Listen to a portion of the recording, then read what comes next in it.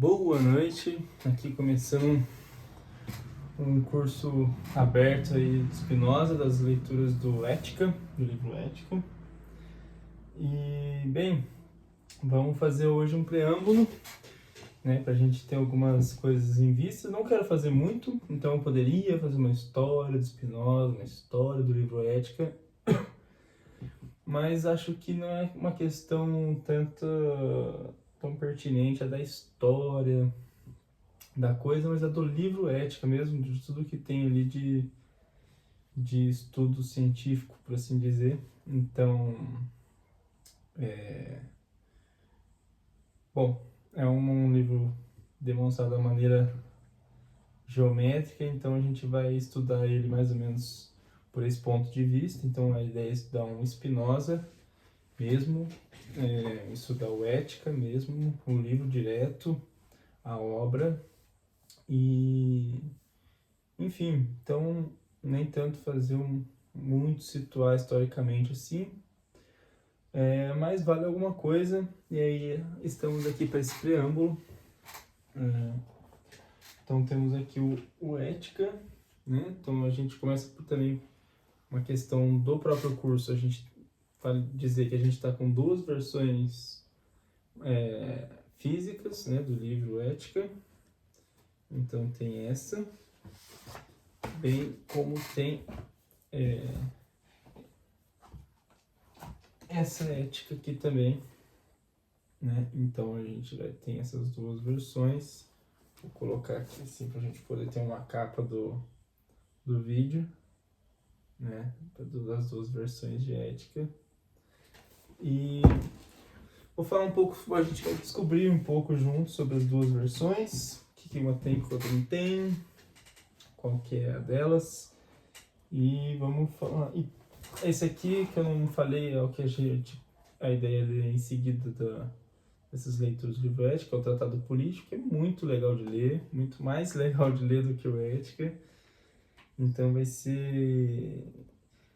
Eu queria ter lido ele primeiro, né? Ele é muito mais legal, assim, só que ele é menos canônico, né? Então o Ética é muito mais fundamental, muito mais substancial, muito mais cheio de material para o trabalho da clínica e para as discussões em relação a outras obras, assim. Então, para você poder discutir Spinoza, realmente o Ética, que é o livro correto, o livro que tem mais coisas, que tem mais detalhes, mais apurado, pelo menos é o que isso nos promete. A gente vai poder conferir isso página a página no próprio seminário, né? A ideia é essa, que a gente passe pelo próprio livro em si e veja o quanto que isso tudo que nos dizem do livro, o quanto é isso mesmo. E esse aqui eu deixei para depois, então, porque ele recorre muito ao Ética, então ele coloca muito, como eu disse no Ética.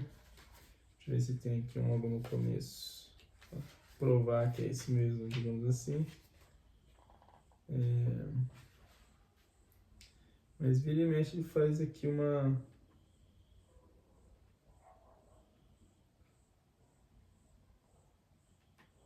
anotação sobre o Ética também. Mas apesar que parece nem ser exatamente isso.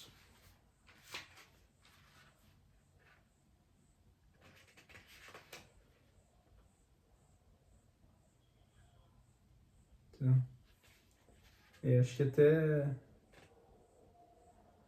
daria assim para ele, faz uma referência, mas o parágrafo 4 deste capítulo, então é condizente com a própria obra aqui. Bom, poderia ser lido esse, o que é uma boa notícia, então quem sabe a gente em paralelo não faz as leituras do Tratado Político, gravado entre a playlist, aqui no conjunto de leitura. E, bom, tem coisas muito legais aqui, então, inclusive vale dizer, eu estava pensando aqui, que eu gravei antes os vídeos já de leitura do que o preâmbulo, e acho legal dizer que a primeira parte, né, então Ética é um livro, né, tem 5 partes. Ele tem a primeira parte, Deus, A segunda parte, a natureza e a origem da mente. A terceira parte, a origem e natureza dos afetos. Quarta parte, a servidão humana ou a força dos afetos. E a quinta parte, a potência do intelecto ou a liberdade humana. E já começando as leituras, eu acho legal dizer que a primeira parte, Deus, eu entendo que ele vai dizer mais ou menos o panorama geral, ele vai incluir a gente no léxico dele, vai falar assim, olha, isso é o mundo, a princípio, para mim. Né? Lógico que eu tô brincando, que tô sendo bem menos rigoroso aqui, mas seria um pouco, ele cria a plataforma do universo pela qual ele está escrevendo e descrevendo. Seria a primeira parte de Deus. Em seguida, então, ele entra nas suas, realmente, hipóteses, nos seus estudos, por assim dizer, que não seja a físis, né? Mas seus horizontes, por assim dizer. Enfim, mas ele continua fazendo essa plataforma do pensamento assim, em seguida na segunda parte, né? A origem e a natureza da mente. Então, como a gente já entra realmente no campo da psicologia, do ponto de vista aqui da leitura do Spinoza. Então, a gente vai poder extrair daqui, discutir daqui o que a mente no livro Ética tem a ver com a clínica, né, e com a psicologia. Eu digo assim, clínica e psicologia, porque me parece que a ideia de ética é muito pertinente à ideia de clínica, né? Então, a clínica, o ambiente da clínica, a situação da clínica, o lugar da clínica e o encontro que ela é muito pautada no chão da ética, assim, né? Ela é um espaço ético onde uma pessoa eticamente devolve para o sujeito as coisas, né, e tal. O que está sendo dito, as posturas, as interrogações, as exclamações. E eu acho que me parece que muito forte isso, né? Na clínica eu sinto bastante a questão da ética, como realmente o 100% da clínica se passa pelo campo ético, assim, pelo menos no trabalho pragmático, né, do psicólogo, a ética ali é presente. Então, a todo tempo a gente responde questões que ninguém conversa com aquele sujeito, né? Então, não vou dizer nem aquele sujeito, mas com as pessoas em geral, né? Então, as pessoas em geral, elas têm coisas que não se diz a todos, não se diz sequer aos mais próximos, e ali está sendo dito para nós, né? Então, que lida a ética com esse material tão íntimo, tão privado, tão até mais severo do que íntimo, né? Tão escondido mesmo, né? Tão inconsciente, por exemplo, né? E então acho que, inclusive, outro ponto de vista é o ponto de vista da honestidade. Acho que a clínica se baseia muito pela honestidade, né? Um psicólogo clínico, um psicanalista, convive com uma sutileza da honestidade, uma ambiguidade da honestidade, mas a força da honestidade é muito presente para a clínica, e onde a ética outra vez ressalta, né? A ideia dessa ética com essa honestidade, né? Com essa transparência, com essa explicitação ou não, né? Com essas interrogações, mas interrogações honestas, interrogações puras, né? Num ponto de vista ético. Então, bom, por isso estou dizendo que, então, se no primeiro capítulo a gente vai passar agora, na primeira parte, a gente vai passar no que Spinoza coloca aqui como Deus, que seria a natureza em si, o plano de fundo de todas as coisas. depois então entra nas prateleiras, e aí vai entrar na prateleira da Origem e Natureza da Mente, que é uma prateleira que nos interessa bastante discutir e tirar muito suco daqui. Bom, tendo dito tudo isso, ética tem um subtítulo, inclusive, então, na verdade, é ética, e aqui nessa tradução está demonstrada segundo a ordem geométrica e dividida em 5 partes, nas quais são tratados. Então, a gente vai ter, por exemplo, na parte 2, um tratado sobre a origem e natureza da mente. Certo? Vamos ver esse daqui, para ter uma noção, então, de como que ele se passa. Eu, particularmente, não tenho tanta intimidade, não acho... Eu não sou da indústria, não sou um profissional das editoras, não trabalho com as traduções, então não vou entrar também em valorizar a questão de qual editor é um, qual editor é outro.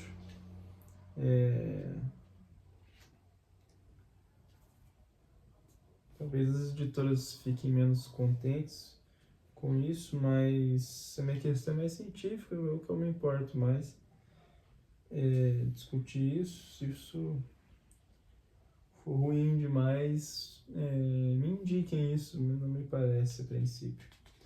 Aqui aparece assim, primeiro tem o título original, aqui nessa edição, e é muito interessante, isso vale dizer que o Ética, ele foi originalmente escrito em latim.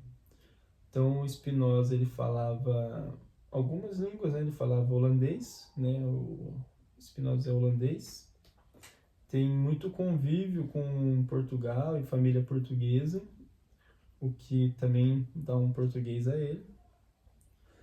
Ele escreveu, inclusive, um livro sobre gramática do hebraico, então também dispõe do hebraico, e do latim, claramente, onde ele realmente escreve aqui o Ética. Então, a Ética é todo em latim, e as traduções, então, passam por isso, pelas questões latinas da língua. Então tá aqui o título original, Ética Ordine Geometrico Demonstrata, que nessa edição aparece como, Ética demonstrada em ordem geométrica. Então aqui que é assim que está essa tradução.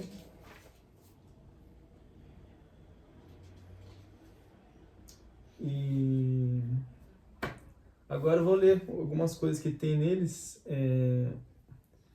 Tem algumas coisas, algumas cositas. Tem um texto aqui sobre... É um texto muito legal, que eu vou deixar ele por último, para ficar um pouco mais curioso. E ele é só legal, ele é menos pertinente realmente aos interesses daqui, mas que seria o anátema pronunciado contra Spinoza em 26 de julho de 1653. Então tá aqui. Bom, agora também foi o primeiro momento onde eu falei o ano, né, que se diz aqui, que é os anos de 1600, né, então século 17, se não me engano. E bem, o livro, então, data de 1600 e... deixa eu ver, acho que tem aqui, e 77, se eu não estou enganado. Que é isso, 1677 quando esse livro é publicado, o livro Ética, né? Não esse em particular, mas quando o original a primeira vez é publicado. E então um livro do século XVII, de 1677. É um livro publicado póstumamente, como que eu vou ler aqui até. Então Spinoza morreu nesse ano de 1677, nasceu em 1632, morreu cedo, como a gente também vai ver. E trata então de um livro do século XVII. O Spinoza, quando escreve esse livro, ele é contemporâneo ao Descartes. Não sei se o Descartes estava exatamente, não sei a datação do René em específico, mas É um livro que é escrito nesse ambiente, né, um ambiente racionalista. Então, quando o Descartes escreve um pouco neuroticamente, né, um pouco obsessivamente, assim, brincando aqui de dizer, mas é quando ele escreve assim, nesse período, né, o período que tenta descrever tudo, que tenta falar o A mais B, o preto no branco, né, um período racionalista, né, um período meio que tem esses fundos da modernidade que temos hoje, cartesianos. E Spinoza também é racionalista, um racionalista curioso por pensar tanto os afetos, por exemplo, né, um racionalismo do afeto, e que ele vai demonstrar então nessa maneira racionalista, na ordem geométrica. E é isso, basicamente. Acho que o restante mais importante vai ser dito agora. Esse anátema eu vou ler no final, mas ele é bem polêmico, bem curioso, bem divertido de ler assim hoje em dia, apesar da baixaria que ele é. E então a parte mais curiosa eu vou deixar para o final. E antes eu vou ler aqui o que temos aqui. Vamos lá. Aqui tem um prefácio das obras póstumas de Baruch de Spinoza. Então vamos lá. Esse prefácio foi escrito pelo... Aí entramos num problema, porque quem é que sabe falar holandês, não é verdade? Então não tem o apuro dos fonemas, da fonética holandesa. Então é o Yarig, talvez, tentando usar do alemão para ler, mas acho que seria o Yarig, Yes, talvez isso. Eu vou ler aqui, na verdade, no computador. Tem uma troca de cartas aqui do Spinoza que eu tirei aqui mas aqui comenta um pouco quem é o Yarig.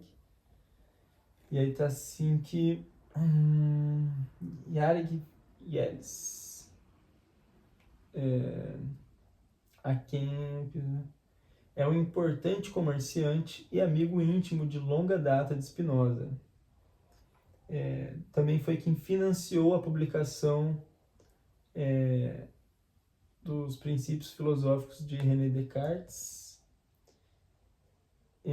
Aqui está escrito tudo em latim, né? Então ele coloca aqui Renate Descartes Principiorum Philosophiae. Então, mas assim, então não vou ler rápido aqui e identificar os títulos, mas basicamente ele então financiou a publicação dos Princípios Filosóficos de Descartes, que foi escrito pelo Spinoza, o Spinoza a pedido...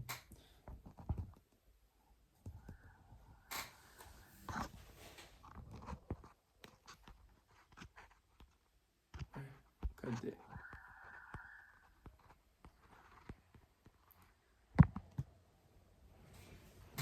Bom, o Spinoza a pedido do seu grupo, do seu círculo ali de pessoas que estudavam, liam, conversavam, trocavam ideias, escreveu esse livro sobre os princípios filosóficos do Descartes e foi financiado pelo Yarig Yelis. Eu vou pular um pouco, eu estou já caindo onde eu não queria muito falar, mas é um amigo interessante esse, que vai escrever aqui então o prefácio às obras póstumas. E então um comerciante, amigo íntimo de longa data, importante como comerciante. E basicamente isso. E aí ele escreve assim umas coisas muito curiosas aqui, então o prefácio das obras póstumas. Benévolo leitor, ainda que a maior parte dos escritos contidos nesse livro esteja incompleta e sequer tenha sido examinada, corrigida ou revisada pelo autor, não vemos como inoportuno publicá-los, pois serão de grande utilidade para o mundo dos estudiosos, bem como para o conhecimento do leitor filósofo, o qual não confia na aparência da verdade, nem é movido por autoridade, mas está à procura de verdades sólidas e indubitáveis. Então, muito legal, né? Esse primeiro parágrafo, né? É longo, não vou ler todos os parágrafos, ele entra em vários méritos que pra gente não interessa, né? Pra produção que não interessa. Mas já é bem legal, né, esse começo de benévolo leitor, né? E ele já fala assim, ó, bom, aqui não foi, né, não tá completo, não foi corrigida, revisada, mas é uma coisa eterna que foi escrito aqui e é bom para ser lido, digamos, por quem não confia na aparência da verdade, nem é movido por autoridade. Então essa ênfase, né, que é muito da época, né? Então na época Spinoza e muita gente foi assim esculhambado pela pessoalzinho, pela tralha religiosa ali, ortodoxa, doutrinatória, essas coisas todas, que impediram muita coisa boa de acontecer, inclusive a própria ética ser publicada e ter, de repente, sido mais produzida, enfim. Mas é mais produzida que eu digo, ter dado segmento, né, ter tido espaço para pensar, digamos. Apesar de que a pressão da falta de espaço também produzia pensamento, né? Mas não é mérito dos autoritários, nada disso, né? Pelo contrário, Spinoza é bastante indiferente, assim, o que ele está escrevendo é bastante original, né? Então não é uma réplica, não é né? Mas é bem absoluto, digamos, a escrita dele. Não é não relativa, mas esse é um ponto interessante de mencionar, que a minha formação também passa por muitos outros pensadores que frequentaram Spinoza. Então, é um esforço muito grande pessoalmente para mim, mas do curso aqui, é falar de Spinoza puro, sem mencionar o que foi dito sobre ele, sem mostrar direto Spinoza. E aí tem meus comentários que eu estou pensando junto, estudando junto aqui com você, que está vendo, mas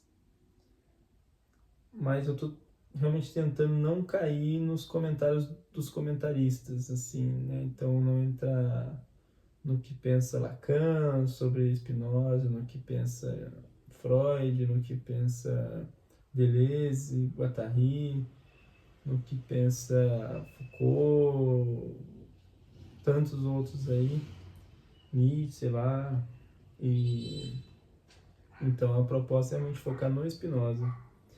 E vou tentar, inclusive no meu linguajar, nos meus comentários, limpar o máximo possível também esses autores daqui, certo? Bom, lê mais um pouco aqui. Embora em um livro em que quase tudo é demonstrado matematicamente, haja pouco interesse em saber quais foram os pais do autor e que regra de vida seguiu, aliás, isto está mais que suficientemente manifesto em seus escritos, não nos parece inútil narrar os escassos dados a respeito de sua vida. Então, legal também aqui, né? Falou assim, bom, o que não interessa, que é um pouco a ideia dele aqui no nosso espaço também, não é falar sobre os detalhes que Spinoza gostava de fazer, quem que era a pessoa dele, quem que ele foi politicamente ou não, enfim.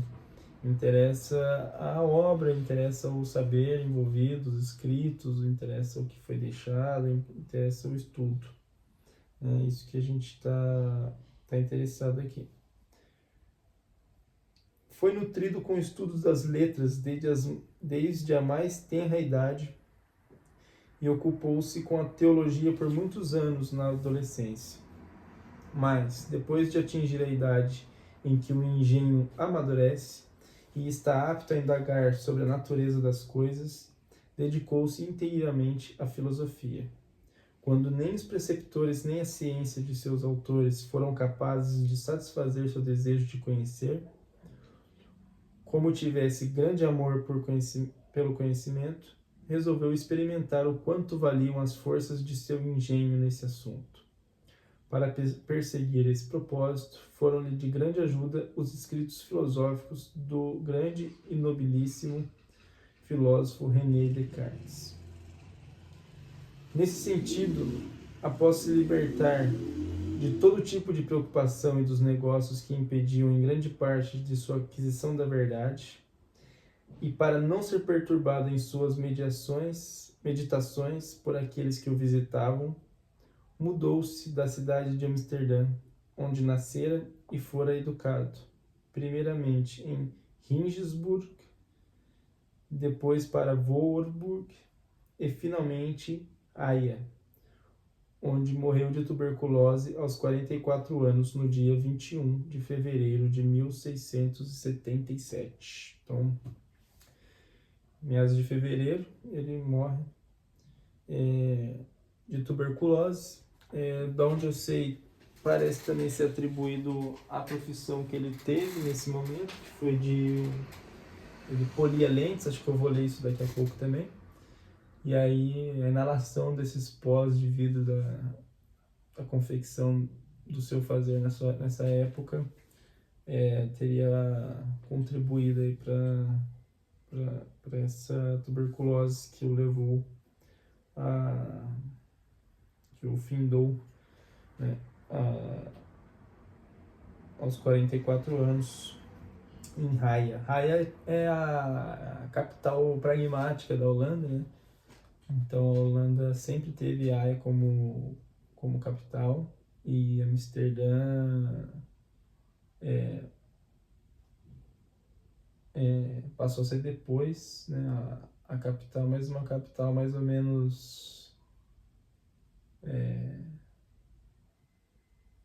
superficial, por assim dizer, mas o capital da Holanda se passava muito em Haia também.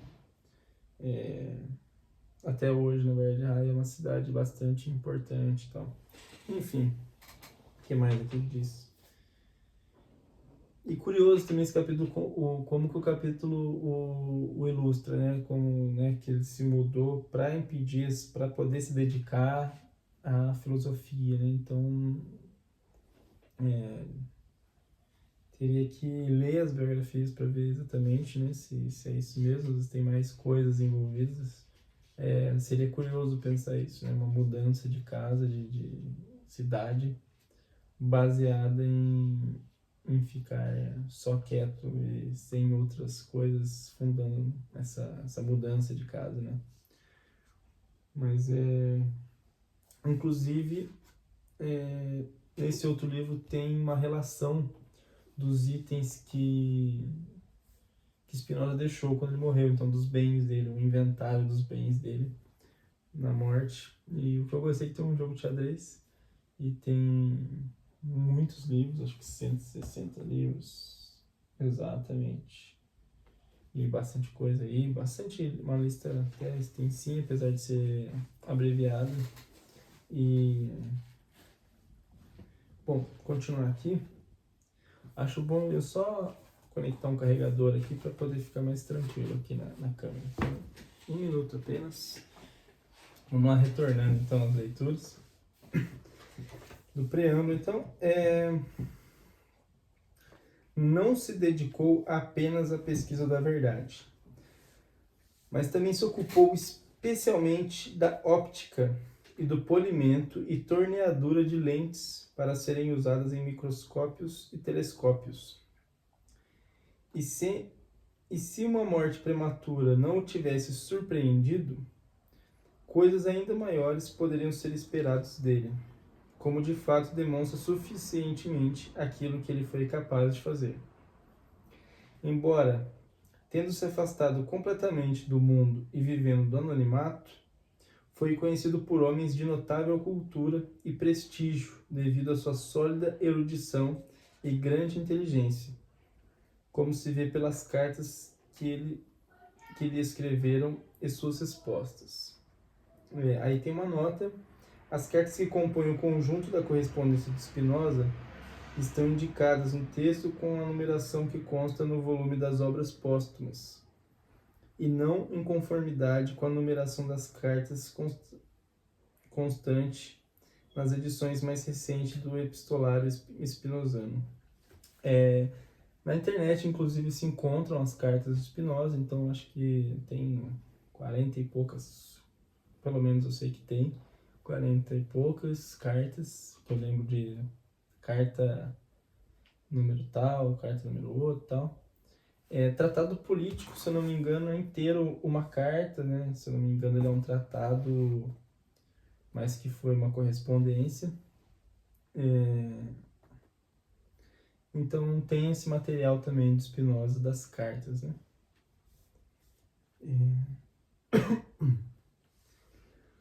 Dedicou muito tempo à pesquisa detalhada da natureza, organizando e redigindo os resultados de suas descobertas e comunicando-os para os amigos. Permitia-se o mínimo de distrações. Seu desejo de pesquisar a verdade era tão intenso que, como testemunham aqueles com quem viveu, por 3 meses seguidos não apareceu em público. Além disso, para não ser perturbado em sua busca da verdade e seguir adiante com toda a sua dedicação, escusou-se modestamente de um professorado na Universidade de Heidelberg, que lhe oferecera o sereníssimo eleitor palatino, como se lê nas cartas 53 e 54. Fruto de seu grande empenho no estudo da verdade, vieram a lume, em 1670, aqui na nota conta que o ano correto é 1663, as partes 1 e 2 de Princípios da Filosofia Cartesiana, demonstrados pelo nosso autor segundo o método geométrico, ao qual acrescentaram-se pensamentos metafísicos, do mesmo em seguida. O Tratado Teológico Político, em que são discutidos assuntos muito delicados e dignos da mais alta consideração a respeito da teologia e das Sagradas Escrituras e dos sólidos fundamentos da República. Da mesma fonte jorraram os materiais que, sob o título de BDS, Obras Póstumas, BDS acredito que seja Baruch de Spinoza, são aqui comunicados ao leitor. Na verdade, é tudo que foi possível recolher dos correspondentes, juntamente com algumas cópias que haviam sido esquecidas entre amigos e familiares. E embora seja possível acreditar que em algum lugar encontra-se escondido o trabalho que fora elaborado pelo nosso filósofo e não tenha sido encontrado, estima-se que nada que pudesse ser achado não houvesse sido mencionado com frequência nos escritos aqui coligidos, a não ser talvez um pequeno tratado sobre o arco-íris, que, como alguém observou, redigiu alguns, e que, se não foi queimado, o que provavelmente aconteceu, foi esquecido em um lugar qualquer.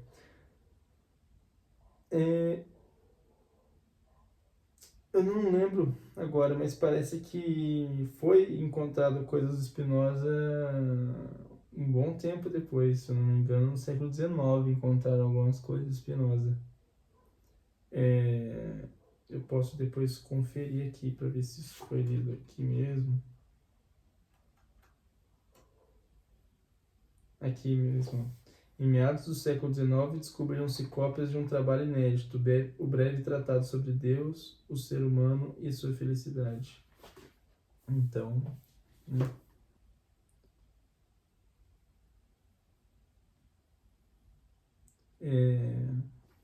Tá. acho que eu vou mais ou menos parar por aqui, mas então isso foi o texto aqui do Yelis, né? E vai longe, fala bastante coisa, né?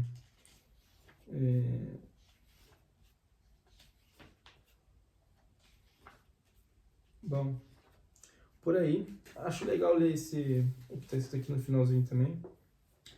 Em essência, o trabalho da ética é permitir ao leitor compreender a ordem e a conexão das coisas da natureza, e ordenar e concatenar tudo quanto pensa de tal forma que, ciente das coisas como são e de si mesmo como é, possa diferenciar-se e singularizar-se, tornando cada vez mais apto a uma pluralidade de encontros que aumentem sua potência de existir.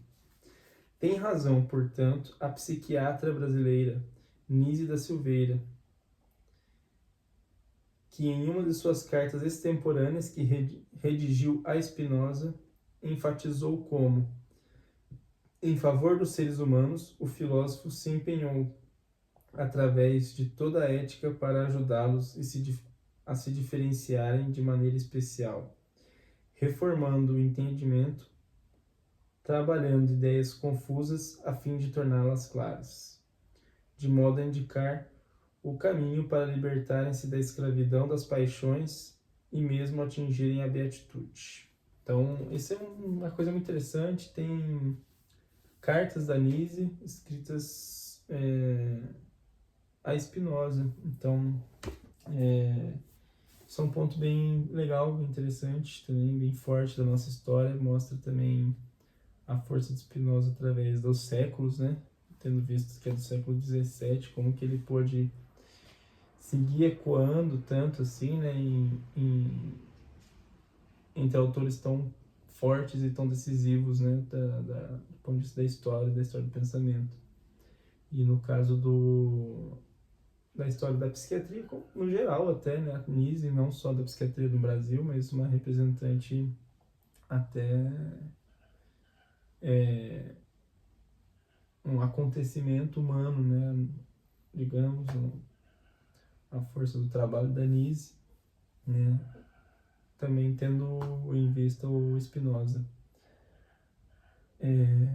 Aqui no Brasil, então, até por conta da Nise também, a gente tem muito essa base de Spinoza e, bom, estamos aqui, né, por exemplo, seguindo essas pistas. E aqui tem também algumas coisas, né, e eu vou ler, então, o anátema pronunciado contra Spinoza. Então, o Spinoza, o pensamento dele tem o primeiro capítulo Deus, né, do Ética, por exemplo, e o Deus Spinoza é um Deus original, né? Então, que seria Deus sendo a natureza em si, né? Sendo a materialidade, sendo o tudo, né? E um Deus que é a materialidade é um pouco diferente da tradição, bastante, radicalmente diferente da tradição do seu tempo, né? Onde a materialidade era o pecado, digamos assim, era por onde se passavam os equívocos, né? Principalmente tendo em vista, se eu não me engano, é Nietzsche que coloca, né? Que o cristianismo é o platonismo para o povo e tal. Então, tendo em vista já que do ponto de vista platônico, que a materialidade, o plano da sensibilidade diverge das ideias, né, do plano ideal, do plano divino, no caso do cristianismo, né? O Spinoza dessepara, né, uma coisa da outra e volta tudo no mesmo pé, no caso a materialidade. E aí vamos ver como que foi a reação, então, das pessoas ao verem que o Spinoza concebia um Deus não ortodoxo, a eles, não seguiu o manual, né? Então tá aqui. Os senhores do conselho fazem saber, como há dias que, tendo notícia das más opiniões e obras de Spinoza, procuraram, por diferentes caminhos e promessas, retirá-lo de seus maus caminhos, e não podendo remediá-lo, deliberaram com seu parecer que seja excluído e afastado da nação de Israel, como de fato o excluíram com o anátema seguinte: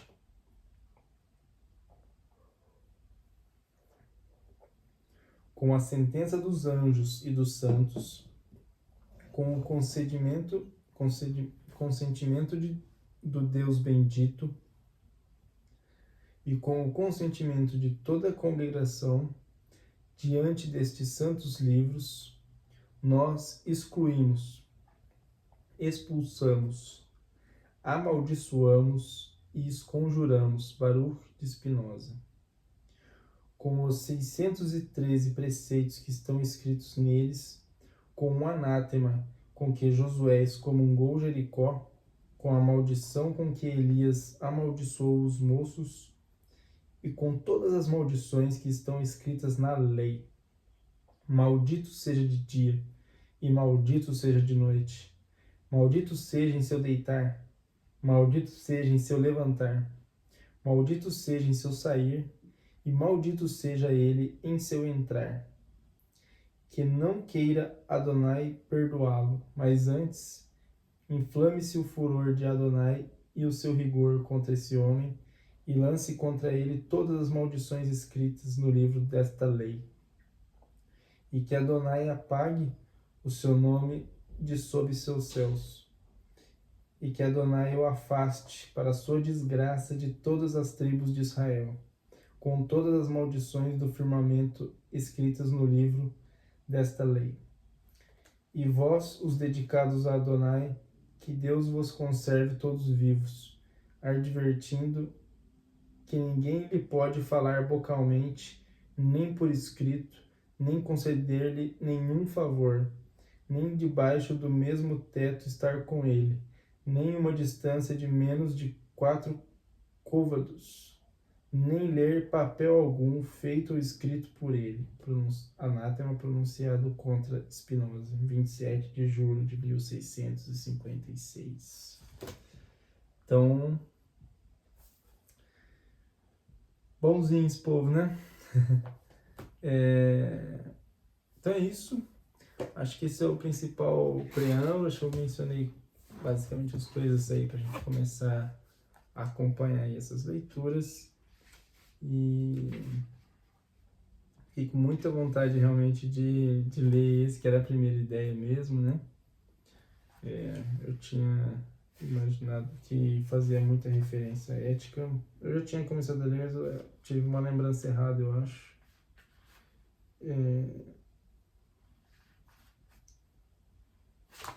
Bom, então é isso. Muito obrigado por assistir até aqui. Muito bom poder falar tudo isso e liberar o preâmbulo também para vocês. E é isso, sigamos então com o estudo de Spinoza, do livro Ética, esse curso aberto, onde a gente vai ler puramente Spinoza, vai poder ler tudo e discutir um pouquinho, pensando na clínica, a psicologia, a psiquiatria e a psicanálise. E acho que por hoje é só. Então, a gente dá uma olhada aí no nosso Spinoza. E é isso, uma excelente noite pra gente. E muito obrigado realmente por acompanhar até aqui.